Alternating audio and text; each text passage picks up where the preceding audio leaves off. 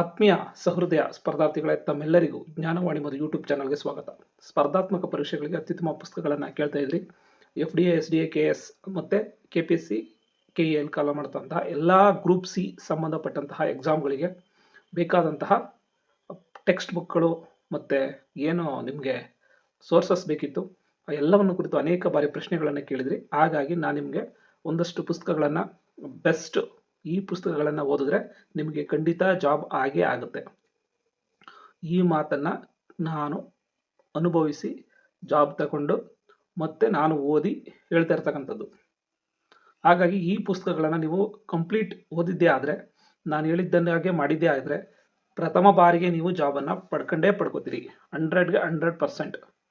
ಹಾಗಾಗಿ ನಾವು ಮೊದಲನೇ ಇದನ್ನು ನೋಡೋಣ. KPSCಲಿ ಸಂವಹನ ಪತ್ರಿಕೆ ಇರುತ್ತೆ. ಸಂವಹನ ಪತ್ರಿಕೆಯಲ್ಲಿ 35 ಮಾರ್ಕ್ಸ್ ಕನ್ನಡ, 35 ಮಾರ್ಕ್ಸ್ಗೆ ಇಂಗ್ಲೀಷ್ ಪ್ಲಸ್ 30 ಮಾರ್ಕ್ಸ್ಗೆ ನಿಮಗೆ ಕಂಪ್ಯೂಟರ್ ಇರುತ್ತೆ. ಇದರಲ್ಲಿ ಕನ್ನಡಕ್ಕೆ ಸಂಬಂಧಪಟ್ಟಂತೆ 35 ಅಂಕಗಳಿಗೆ ಕನ್ನಡಕ್ಕೆ ನೀವು ಏನನ್ನು ಓದಬೇಕು? ನೀವು 6ರಿಂದ 12ನೇ ತರಗತಿಯ ಕನ್ನಡ ಪಠ್ಯ ಪುಸ್ತಕಗಳು ಪ್ರತಿಯೊಂದು ಅಧ್ಯಾಯದ ಹಿಂಭಾಗದಲ್ಲಿರುವಂತಹ ಭಾಷಾಭ್ಯಾಸ ಭಾಗ ಇರುತ್ತೆ. ಈ ಭಾಗವನ್ನು ನೀವು ಓದಬೇಕು. ಕವಿ ಪರಿಚಯದಿಂದ ಹಿಡಿದು ಪಾಠ ಮುಗಿದ ನಂತರ ಆ ಕವಿ ಪರಿಚಯದಿಂದ ಹಿಡಿದು ಪದಗಳ ಅರ್ಥ ಪ್ರತಿಯೊಂದು ಕೂಡ ಇರುತ್ತೆ. ಇದನ್ನು ಓದಬೇಕು. ಇದರ ಜೊತೆಗೆ ಕನ್ನಡ ವ್ಯಾಕರಣ ದರ್ಪಣ, ಇದು ಕನ್ನಡ ಸಾಹಿತ್ಯ ಪರಿಷತ್ನಿಂದ ಪ್ರಕಟಗೊಂಡಂತಹ ಪುಸ್ತಕ. ಹಾಗಾಗಿ ಕನ್ನಡ ವ್ಯಾಕರಣ ದರ್ಪಣವನ್ನು ನೀವು ಓದಬೇಕಾಗುತ್ತೆ. ಈ ಕನ್ನಡ ವ್ಯಾಕರಣ ದರ್ಪಣ ಏನಿದೆ, ಇದು ಕರ್ನಾಟಕ ಸರ್ಕಾರದ ಅಧಿಕೃತ ಪುಸ್ತಕ. 1972ರಲ್ಲಿ ಟೀಚರ್ಸ್ಗಳಿಗಾಗಿ ತಯಾರು ಮಾಡಿದಂತಹ ಪುಸ್ತಕ. ಟೀಚರ್ಸ್ಗೆ ಟ್ರೈನಿಂಗ್ ಕೊಡೋದಕ್ಕೆ ಏನಿರಬೇಕು ಅನ್ನೋದ್ರ ಬಗ್ಗೆ ಹೈಸ್ಕೂಲ್ ಟೀಚರ್ಸ್ ಏನಿದ್ರು ಅವಾಗ, ಅದು ಆ ಕಾಲದಲ್ಲಿ ₹2 ಇತ್ತು. ಈಗ 150-160 ರೂಪಾಯಿ ಇದೆ. ಕನ್ನಡ ಸಾಹಿತ್ಯ ಪರಿಷತ್ನಿಂದ ಕರ್ನಾಟಕ ಸರ್ಕಾರದ ಅಧಿಕೃತ ಪುಸ್ತಕ ಇದು. ಹಾಗಾಗಿ ನೀವು ಕನ್ನಡ ವ್ಯಾಕರಣ ದರ್ಪಣ ಈ ಪುಸ್ತಕವನ್ನು ನೀವು ಓದಬೇಕಾಗುತ್ತೆ. ಫಸ್ಟ್ ಪೇಜಿಂದ ಹಿಡಿದು ಲಾಸ್ಟ್ ತನಕ ಕೂಡ ಒಂದು ಅಕ್ಷರನೂ ಬಿಡದಂಗೆ ಇದನ್ನು ಓದಿ. ನಿಮಗೆ 35 ಅಂಕಗಳಿಗೆ 6ರಿಂದ 12ನೇ ತರಗತಿಯ ಪಠ್ಯಪುಸ್ತಕಗಳು, ಕನ್ನಡ ವ್ಯಾಕರಣ ದರ್ಪಣ ಇಷ್ಟನ್ನು ಓದ್ಕೊಂಡು ಕೆಲವೊಂದು ಪ್ರಶಸ್ತಿಗಳು, ಕನ್ನಡಕ್ಕೆ ಸಂಬಂಧಪಟ್ಟಂತಹ ಪ್ರಶಸ್ತಿಗಳನ್ನು ಓದ್ಕೊಂಡ್ರೆ ನಿಮಗೆ 35 ಮಾರ್ಕ್ಸ್ಗೆ ಇಷ್ಟೇ ಕವರ್ ಆಗುತ್ತೆ. ಇಲ್ಲ ನಾನು ಇನ್ನೂ ಸ್ವಲ್ಪ ಹೆಚ್ಚಿಗೆ ಓದಬೇಕು ಅಂತ ಏನಾದಿದ್ದರೆ 35 ಅಂಕಗಳಿಗೆ ಮತ್ತು ಕನ್ನಡಕ್ಕೆ ಓದಬೇಕು ಅಂತಿದ್ರೆ ನೀವು ಕನ್ನಡ ಸಾಹಿತ್ಯ ಚರಿತ್ರೆಯನ್ನು ಓದ್ಬೋದು. ಇನ್ನು ಕನ್ನಡ ಸಂಪದ ಇದೊಂದು ನೋಟ್ಸ್ ರೂಪದಲ್ಲಿದೆ. ಶೇಖರ್ ಒಡೆನೂರು ಅನ್ನೋರು ಬರೆದಿರ್ತಕ್ಕಂಥದ್ದು ಇದು ನೋಟ್ಸು. ನೀವು ಇದನ್ನು ಬೇಕಾದ್ರೆ ಇಟ್ಕೋಬೋದು. ಅದು ಬಿಟ್ಟರೆ ಮಾರ್ಕೆಟಲ್ಲಿ ನಿಮಗೆ ಇದು ಸಂಬಂಧಪಟ್ಟಂತೆ ಕನ್ನಡಕ್ಕೆ ಸಂಬಂಧಪಟ್ಟಂತೆ ಅನೇಕ ಪುಸ್ತಕಗಳಿದೆ. ಬಟ್ 35 ಅಂಕಗಳಿಗೆ ಏನಿದೆ ಅದಕ್ಕೆ ಮಾತ್ರ ಹೇಳ್ತಾ ಇದ್ದೀನಿ. ಹಾಗಾಗಿ ನೀವು 6ರಿಂದ 12ನೇ ತರಗತಿಯಿಂದ ಕನ್ನಡ ಪಠ್ಯ ಪುಸ್ತಕಗಳನ್ನು ಲ್ಯಾಂಗ್ವೇಜ್ 1 ಈ ಪುಸ್ತಕಗಳು ಎಲ್ಲಿ ಸಿಗುತ್ತೆ, ಹೇಗೆ ಸಿಗುತ್ತೆ ಮತ್ತು ಅದರ PDF ಹೇಗೆ ಸಿಗುತ್ತೆ ಅನ್ನೋದನ್ನ ಕೊನೆ ತನಕ ವಿಡಿಯೋ ನೋಡಿ ಕೊನೆಯಲ್ಲಿ ಹೇಳ್ತೀನಿ. ನಿಮಗೆ ಎಲ್ಲ ಪುಸ್ತಕಗಳದ್ದು ನಿಮಗೆ ಲಿಂಕ್ ಕೊಡ್ತೀನಿ.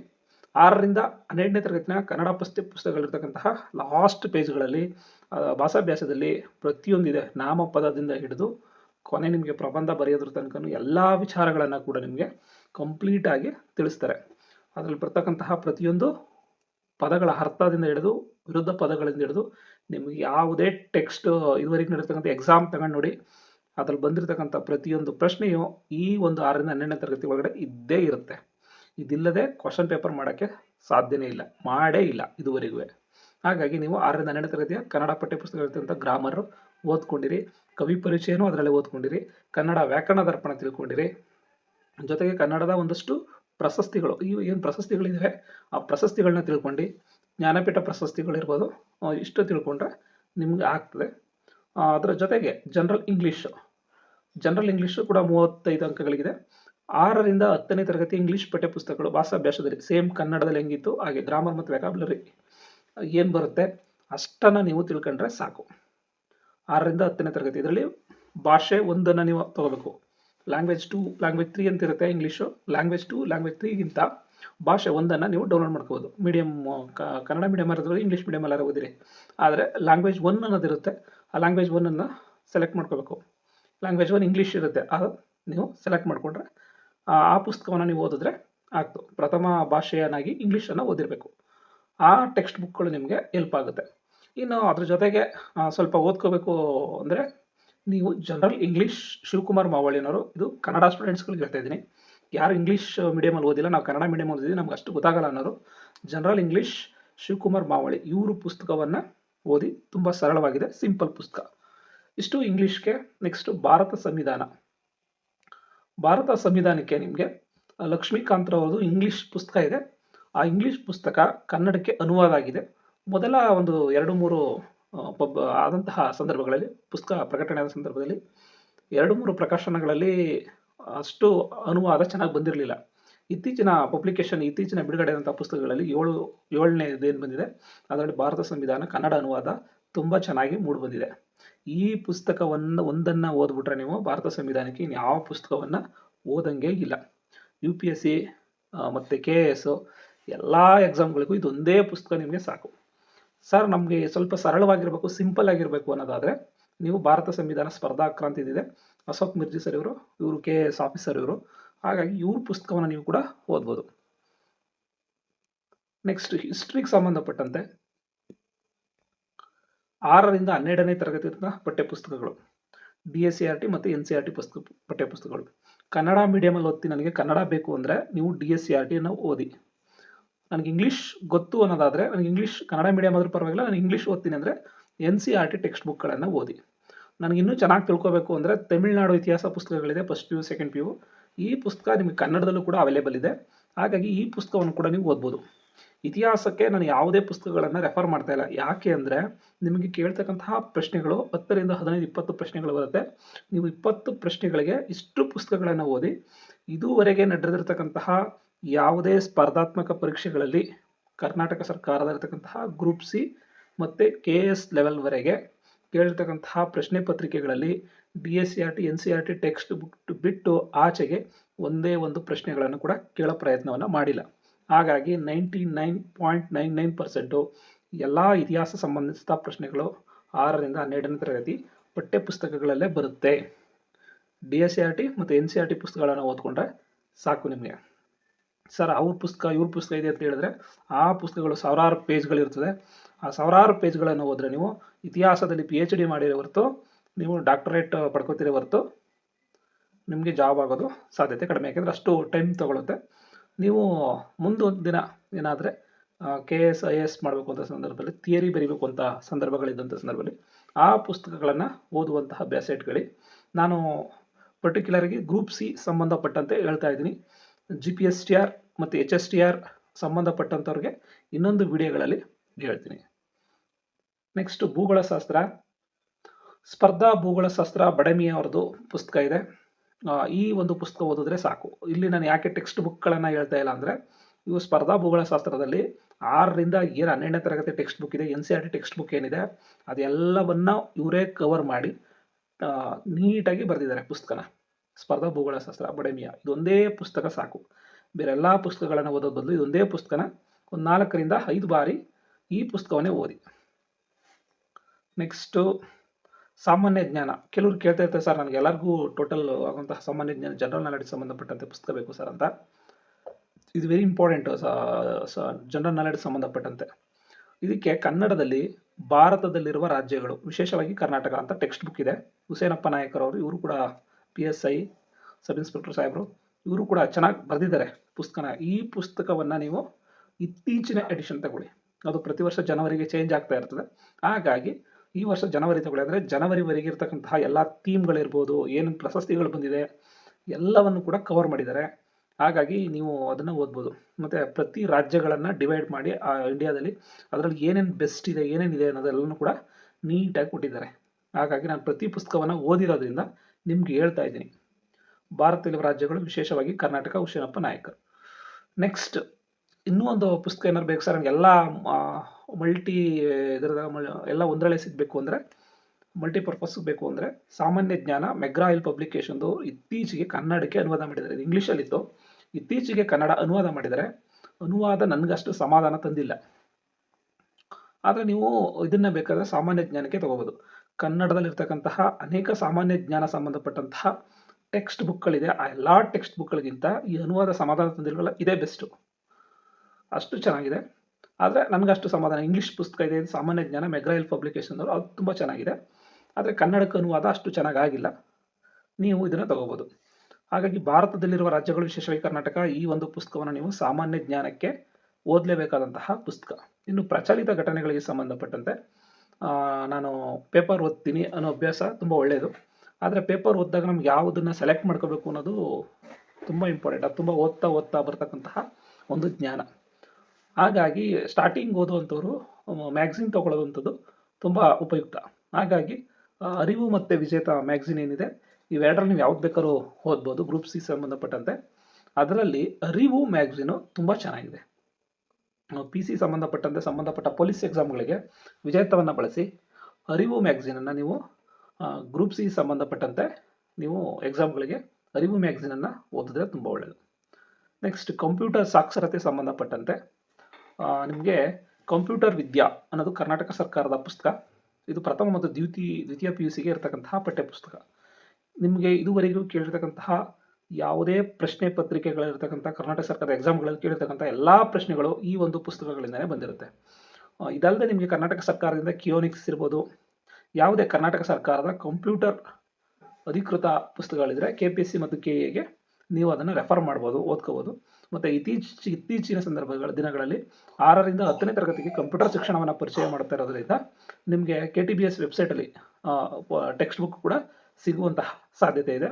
ಅದು ಸಿಗಲಿಲ್ಲ ಅಂದರೆ ನಿಮಗೆ ಬೆಸ್ಟ್ ಕಂಪ್ಯೂಟರ್ ವಿದ್ಯಾ ಕನ್ನಡದಲ್ಲೇ ಇದೆ, ಇಂಗ್ಲೀಷಲ್ಲಿಲ್ಲ ಪುಸ್ತಕ. ಇದು ಕನ್ನಡದಲ್ಲೇ ಸರಳವಾಗಿದೆ.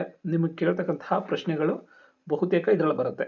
ನೆಕ್ಸ್ಟು ಕೆಲವೊಂದು ಮೌಲ್ಯ ಶಿಕ್ಷಣ ಸಂಬಂಧಪಟ್ಟಂತೆ ಪ್ರಶ್ನೆಗಳು, ಆರೋಗ್ಯ ಮತ್ತು ಮೌಲ್ಯ ಶಿಕ್ಷಣ ಸಂಬಂಧಪಟ್ಟಂತೆ, ಪರಿಸರಕ್ಕೆ ಸಂಬಂಧಪಟ್ಟಂತೆ ಪ್ರಶ್ನೆಗಳು ಬರ್ತಾ ಇದೆ ಇತ್ತೀಚೆಗೆ. ಆ ಪರಿಸರ ಮೌಲ್ಯ ಶಿಕ್ಷಣ ಎಲ್ಲದಕ್ಕೂ ಸಂಬಂಧಪಟ್ಟಂತೆ ಕರ್ನಾಟಕ ಸರ್ಕಾರದ ಮೌಲ್ಯ ಶಿಕ್ಷಣ ಏನು ಟೆಕ್ಸ್ಟ್ ಬುಕ್ ಇದೆ, ಇದರಿಂದ 1, 2, 3, 4, 5 ಪ್ರಶ್ನೆಗಳ ತನಕ ಇತ್ತೀಚೆಗೆ ಪ್ರಶ್ನೆಗಳು ಬರ್ತಾ ಇದೆ. ಹಾಗಾಗಿ ಮೌಲ್ಯ ಶಿಕ್ಷಣ ಕರ್ನಾಟಕ ಸರ್ಕಾರ ಟೆಕ್ಸ್ಟ್ ಬುಕ್ಗಳನ್ನು ಓದಿದ್ರೆ ಸಾಕು. ಇನ್ನು ಎಕನಾಮಿಕ್ಸ್ಗೆ ನೀವು ಯಾವುದೇ ಪುಸ್ತಕವನ್ನು ಓದಬೇಕು ಅನ್ನೋದೇನಿಲ್ಲ.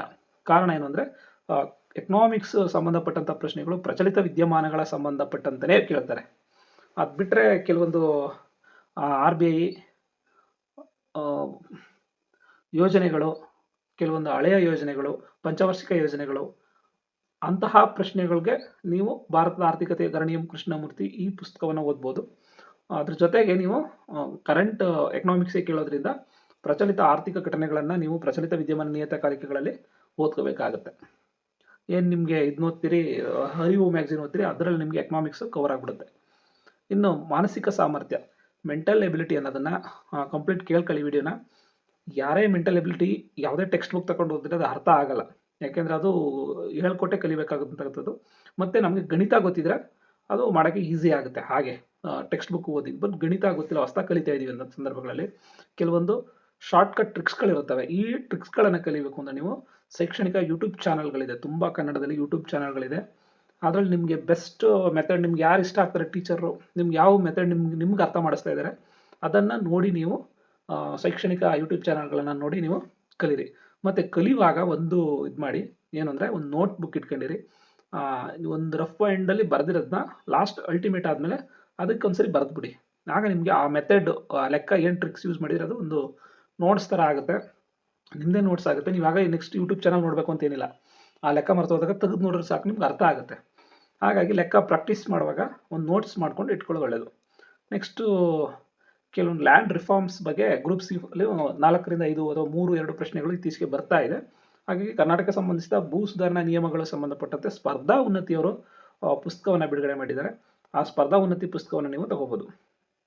ನೆಕ್ಸ್ಟ್ ಇತ್ತೀಚಿನ ದಿನಗಳಲ್ಲಿ ಇದರ ಜೊತೆಗೆ ಇನ್ನೊಂದು ಸೈನ್ಸ್ ಮಿಸ್ ಆಯಿತು, ವಿಜ್ಞಾನಕ್ಕೆ ಸಂಬಂಧಪಟ್ಟಂತೆ ಎಸ್ ವಿ ವೆಂಕಟರಮಣ ಸ್ವಾಮಿಯವರು ಸ್ಪರ್ಧಾ ವಿಜ್ಞಾನ ಅಂತ ಒಂದು ಪುಸ್ತಕವನ್ನು ಬರೆದಿದ್ದಾರೆ. ನಿಮಗೆ ಬೇರೆ ಪುಸ್ತಕಗಳು ಸಿಗ್ಬೋದು, ಆದರೆ ಇಷ್ಟು ಒಂದು ವಿಷಯನೂ ಟಾಪಿಕು ಮಿಸ್ ಆಗ್ದಂಗೆ ಎಲ್ಲ ಸೈನ್ಸ್ ಆ್ಯಂಡ್ ಟೆಕ್ ಎಲ್ಲನೂ ಒಂದೇ ಪುಸ್ತಕದಲ್ಲಿ ಸಿಗ್ತಕ್ಕಂಥದ್ದು ವಿಜ್ಞಾನ ಪುಸ್ತಕ.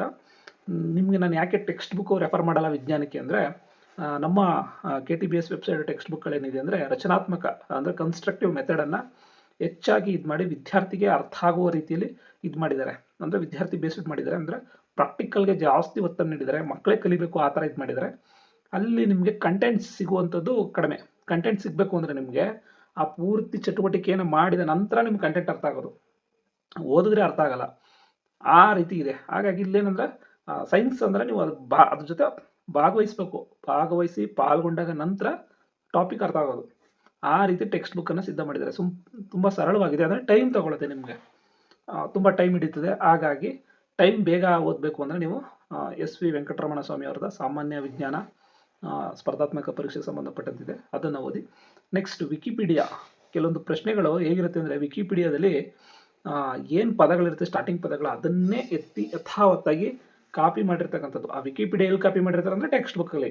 ಆ ಟೆಕ್ಸ್ಟ್ ಬುಕ್ ಕಾಪಿ ಏನಿರುತ್ತೆ ಅಂದರೆ ವಿಕಿಪೀಡಿಯಾನ ಇವರು ಡೈರೆಕ್ಟಾಗಿ ಕಾಪಿ ಮಾಡಿರ್ತಾರೆ. ಟೆಕ್ಸ್ಟ್ ಬುಕ್ ಹುಡ್ಕೋಕ್ಕಾಗಲ್ವಲ್ಲ, ಆನ್ಲೈನಲ್ಲಾದರೆ ಬೇಗ ಹುಡುಕ್ಬೋದು. ಹಾಗಾಗಿ ಪ್ರಶ್ನೆ ತೆಗಿರ್ತಕ್ಕಂಥದ್ದು ವಿಕಿಪೀಡಿಯಾದಲ್ಲಿ ಹುಡುಕುವಂತಹ ಸಾಧ್ಯತೆ ಇದೆ. ನಿಮ್ಗೆ ಏನಾದ್ರೆ ಆನ್ಲೈನಲ್ಲಿ ವಿಕಿಪೀಡಿಯಾ ನೋಡುವಂಥ ಸಂದರ್ಭಗಳಲ್ಲಿ ಕೆಲವೊಂದು ಟಾಪಿಕ್ಗಳನ್ನು ಸರ್ಚ್ ಮಾಡುವಂಥ ಸಂದರ್ಭಗಳಲ್ಲಿ ವಿಕಿಪೀಡಿಯಾವನ್ನು ಒಂದ್ಸರಿ ಗಮನಿಸಿ, ಆಯಾ ಟಾಪಿಕ್ ಸಂಬಂಧಪಟ್ಟಂತೆ. ನೆಕ್ಸ್ಟ್ ಹಳೆಯ ಪ್ರಶ್ನೆ ಪತ್ರಿಕೆಗಳು ನಿಮ್ಮನ್ನ ಬೆಸ್ಟ್ ಸಂಗಾತಿಗಳು. KPSC ಇರ್ಬೋದು, KA ಇರ್ಬೋದು, ಯಾವುದೇ ಎಕ್ಸಾಮ್ ಇರ್ಬೋದು, ಹಳೆಯ ಪ್ರಶ್ನೆ ಪತ್ರಿಕೆಗಳನ್ನು ಯಾವುದೇ ಅದನ್ನು ಎಕ್ಸಾಮ್ ತಗೊಳ್ಳೋದಕ್ಕಿಂತ ಮುಂಚೆ ಚೆನ್ನಾಗಿ ಓದಿದ ನಂತರ ನಿಮಗೆ ಪ್ರಶ್ನೆಗಳು ಏನೇನು ಅನಲೈಸ್ ಮಾಡಿದ್ದಾರೆ, ಯಾವ್ಯಾವ ರೀತಿ ಕೇಳಿದ್ದಾರೆ ಅನ್ನೋದು ಗೊತ್ತಾಗುತ್ತೆ.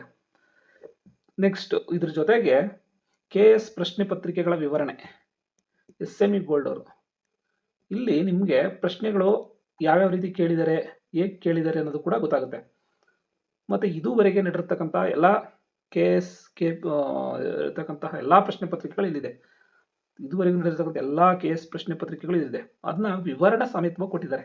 SME ಗೋಲ್ಡ್ ಪಬ್ಲಿಕೇಶನ್ ಅವರು KS ಪ್ರಶ್ನೆ ಪತ್ರಿಕೆಗಳ ವಿವರಣೆ ಇದೆ, ಎಲ್ಲಾನು ವಿವರಣೆ ಕೊಟ್ಟಿದ್ದಾರೆ.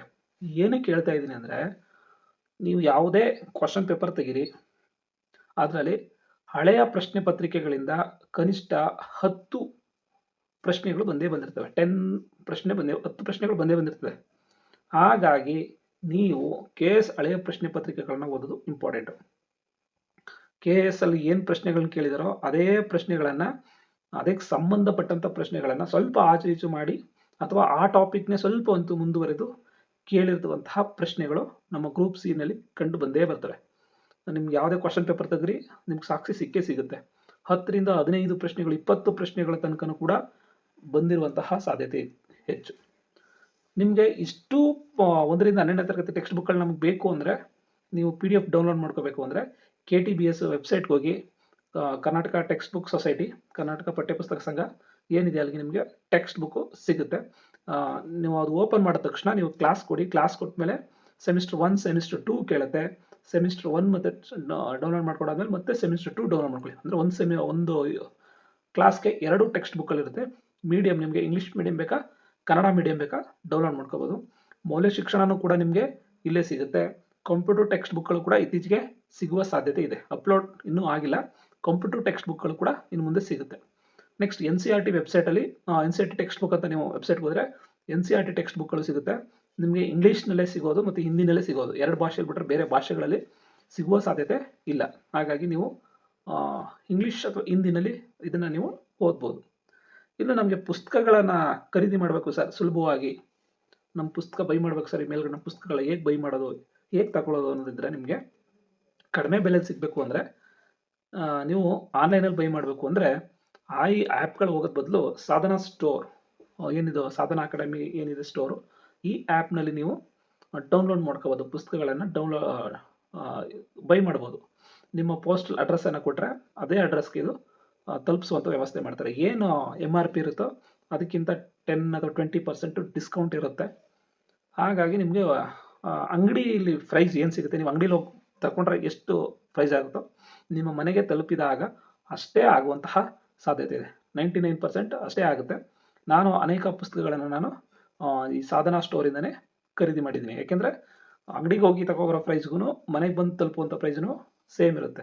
ಪೋಸ್ಟಲ್ ಚಾರ್ಜ್ ಎಲ್ಲ ಸೇರಿ ಅಷ್ಟೇ ಕಡಿಮೆ ಸಿಗುತ್ತೆ. ಹಾಗಾಗಿ ನಾನು ಇದನ್ನು ನಿಮಗೆ ರೆಫರ್ ಮಾಡ್ತೀನಿ. ಅದು ಬಿಟ್ಟರೆ ನಿಮಗೆ ನಿಯರ್ ಸಪ್ನಾ, ನವ ಕರ್ನಾಟಕ ಪಬ್ಲಿಕೇಶನ್ಸ್ ಅಥವಾ ಯಾವ್ದಾದ್ರು ಟೆಕ್ಸ್ಟ್ ಬುಕ್ಕು ಸಂಬಂಧಪಟ್ಟಂಥ ಅಂಗಡಿಗಳಿದ್ರೆ ನೀವು ನೇರವಾಗಿ ಅಲ್ಲೇ ಹೋಗಿ ನೀವು ಪರ್ಚೇಸ್ ಮಾಡ್ಬೋದು. ಇಷ್ಟು ನಾನು ನಿಮಗೆ ತಿಳಿಸ್ತಕ್ಕಂಥದ್ದು. ಇನ್ನು ಎಕ್ಸಾಮು ಕೇಳ್ತಾ ಇದ್ರಿ, ಹಾಸ್ಟೆಲ್ ವಾರ್ಡನ್ ಯಾವಾಗ ಕಾಲಾಗ್ಬೋದು ಅಂತ. ಹಾಸ್ಟೆಲ್ ವಾರ್ಡನ್ದು ಸಂಬಂಧಪಟ್ಟಂತೆ ಆಲ್ರೆಡಿ KPSCಗೆ ಪ್ರಸ್ತಾವನೆ ಸಲ್ಲಿಸಲಾಗಿದೆ. ಯಾವ ಕ್ಷಣದಲ್ಲಿ ಬೇಕಾದರೂ ಕಾಲಾಗ್ಬೋದು. ಸದ್ಯ KPSC ಇರತಕ್ಕಂತಹ ಪರಿಸ್ಥಿತಿ ಸಮಾಧಾನಕರವಾಗಿಲ್ಲ. ಹಾಗಾಗಿ ಸ್ವಲ್ಪ ಅದೊಂದು ಸಮಾಧಾನ ಆದಮೇಲೆ ಬೇಕಾದರೆ ಆಗ್ಬೋದು ಅನ್ನೋದು ನನ್ನ ಅನಿಸಿಕೆ. ಬೇಕಾದ್ರೆ ಅದಕ್ಕಿಂತ ಬೇಗ ಆದರೂ ಆಗ್ಬೋದು. ಸದ್ಯ KPSCದು ಪತ್ರಿಕೆಗಳಲ್ಲಿ ಚರ್ಚೆ ಆಗ್ತಾ ಇರೋದ್ರಿಂದ ಮತ್ತು ಇವತ್ತಿನ ದಿನಗಳಲ್ಲಿ ಒಂದು ಕಮಿಟಿ ಕೂಡ ರಚನೆ ಆಗಿರೋದ್ರಿಂದ ನೋಡೋಣ ಏನೆಲ್ಲ ಬದಲಾವಣೆ ಆಗ್ತದೆ ಅಂತ. ಹಾಗಾಗಿ ಯಾವ ಕ್ಷಣದಲ್ಲಿ ಬೇಕಾದರೂ ನೋಟಿಫಿಕೇಶನ್ ಆಗ್ಬೋದು. ಈಗ ನಿಮ್ಮ ಮುಂದೆ ಇರತಕ್ಕಂಥದ್ದು ಇಷ್ಟು ಪುಸ್ತಕಗಳನ್ನು ಇಟ್ಟಿದ್ದೀನಿ. ಇನ್ನೇನಾದರೂ ರೆಫರೆನ್ಸ್ ಪುಸ್ತಕಗಳು ಬೇಕು ಅಂದರೆ ನಾನೇನಾರ ಮಿಸ್ ಮಾಡಿದರೆ, ನಿಮ್ಗೇನಾರೆ ಯಾವ್ದಾದ್ರು ಟಾಪಿಕ್ ಮಿಸ್ ಆಯಿತು ಅನ್ನೋದಿದ್ರೆ ಕಮೆಂಟ್ ಬಾಕ್ಸಲ್ಲಿ ತಿಳಿಸಿ. ಅಥವಾ ವಾಟ್ಸಪ್ ನಂಬರ್ ಇದೆ, ವಾಟ್ಸಪ್ ನಂಬರ್ಗೆ ವಾಟ್ಸಪ್ ಮಾಡಿ, ಕಾಲ್ ಮಾಡಬೇಡಿ. ವಾಟ್ಸಪ್ಪಲ್ಲಿ ಮೆಸೇಜ್ ಮಾಡಿದ್ರೆ ಸಾಕು. ನಿಮ್ಗೆ ಯಾವುದಾದ್ರೂ ಇಲ್ಲಿರ್ತಕ್ಕಂತಹ ಕನ್ನಡ ಟೆಕ್ಸ್ಟ್ ಬುಕ್ಗಳದು ಡೌನ್ಲೋಡ್ ಮಾಡೋಕ್ಕೆ ಗೊತ್ತಾಗಲಿಲ್ಲ ಅಂದರೆ ನನಗೆ ಮೆಸೇಜ್ ಮಾಡಿ, ನಿಮಗೆ ಲಿಂಕ್ ಕಳಿಸುವಂತಹ ವ್ಯವಸ್ಥೆಯನ್ನು ಮಾಡ್ತೀನಿ. Thank you.